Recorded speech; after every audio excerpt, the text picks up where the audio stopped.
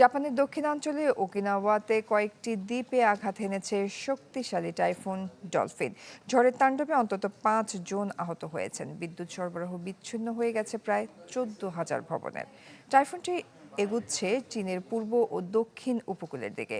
পূর্বাভাস আছে কাল সেখানে আছড়ে পড়বে ঝড়টি। জাপানের ওয়াকিনাওয়ার শক্তিশালী টাইফুন ডলফিনের তাণ্ডব।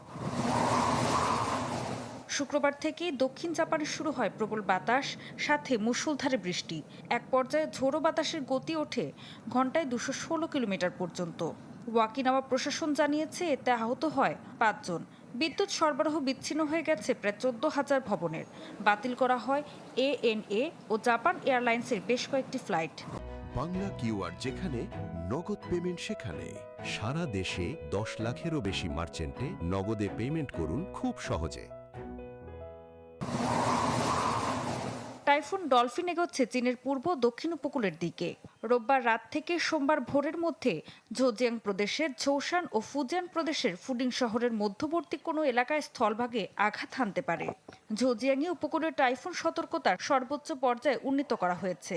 বন্ধ করা হয়েছে বন্দর কার্যক্রম এবং স্থগিত করা হয়েছে 1.5 শতাধিক যাত্রীবাহী ফেরি রুট।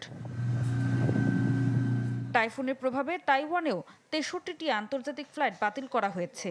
সপ্তাহান্তে দ্বীপটির উত্তরাঞ্চলে ভারী বৃষ্টির পূর্বাভাস রয়েছে, তবে শনিবার পর্যন্ত কোনো এলাকায় বাসিন্দাদের সরিয়ে নেওয়ার নির্দেশ দেওয়া হয়নি।